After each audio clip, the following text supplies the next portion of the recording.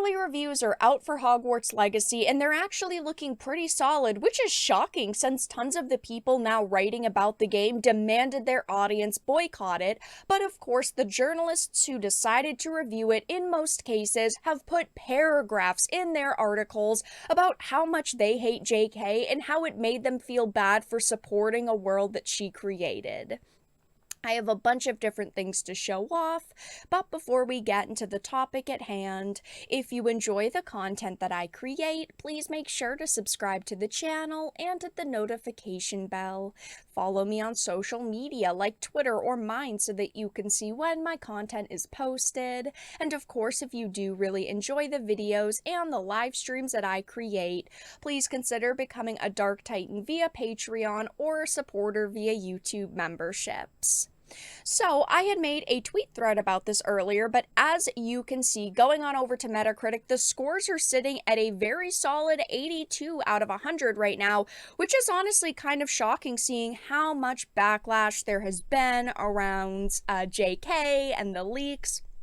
And while, yes, a lot of these articles are fair, actually, almost all of them have paragraphs and full sections talking about how, JK is a controversial figure and they don't really like her and they don't support her stances, but they played this game anyway, which honestly, yeah, they should have done because this is their job. Their jobs are to review video games, play video games, talk about video games, even though they hate the industry, and I'm glad a lot of them are doing their jobs, but I speculated previously that this game would get a 7 out of 10 because, of course, journalists usually do take into consideration how much they dislike the figure who created the world that we're talking about. If someone they deem as controversial is part of a project, then they usually take points away from it. But a lot of them do seem fair, which is great, and honestly, I bet that they're a little bit salty that this game is so freaking good, but I just couldn't help look past the fact that they all talk about JK and how much they dislike her.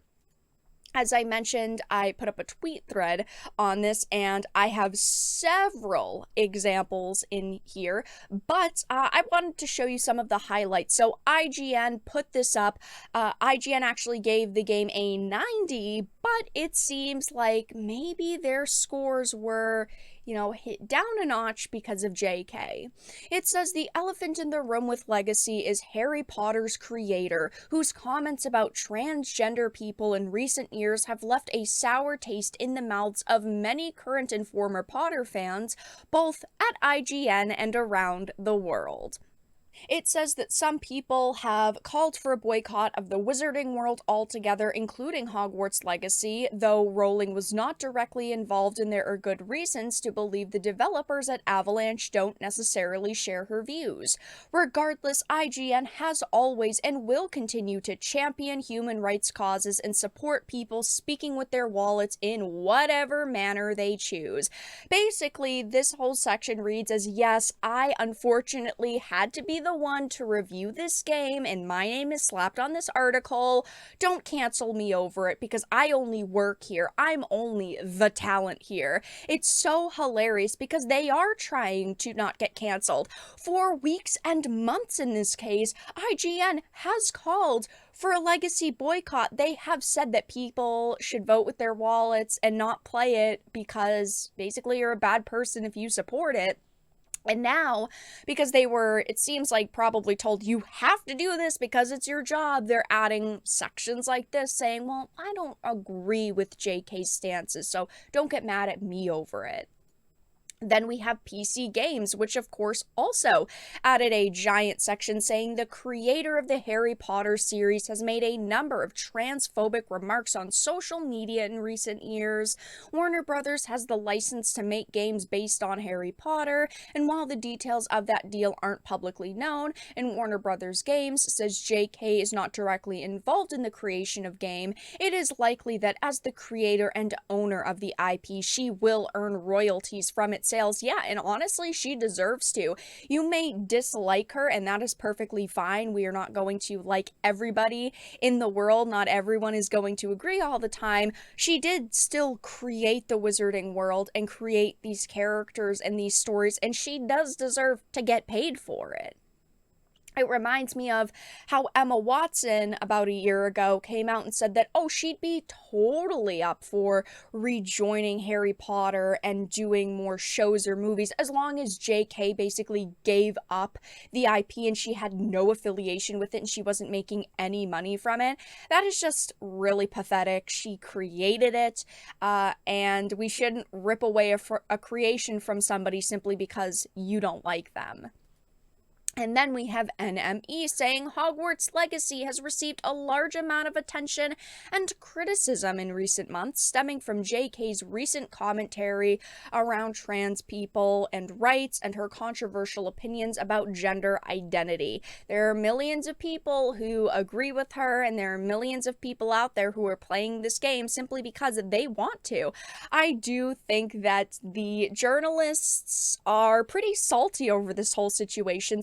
That this game is good, that they had to basically say everything else was great except for the history that the creator has. I think that that is hilarious, and I bet in the next few days and weeks we are going to see more articles released saying, you know, it's a great game, but it still has these problems. You still have to grapple with the individuals you were supporting behind this project. But as you can see, a lot of these scores are very, very solid. Actually reading some of the, pros and cons on this list, NME says the pros is it is a beautiful recreation of Hogwarts and the standard areas. The 1800s setting is a bold way to use the license and a lot of fun.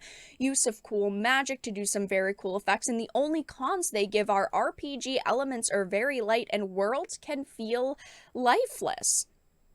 If we, head on over to PC Games N, they also basically criticize the same thing. They just say, like, it has some problems, it has some bugs and glitches, and the RPG elements are lighter, and that's why they don't like it. They don't actually have any problems with the content in the game itself. They're basically just saying that it is lacking a little bit.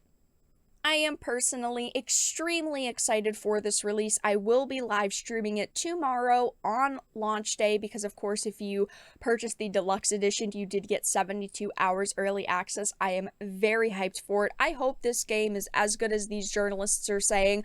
I always say don't trust journalists because this game could be 100% or it could be lower. Who knows? I do not trust them, but I don't see a world where these journalists would rate it higher if it was bad, because of how much they hate this game. Let's be honest. They have been rallying for it to fail.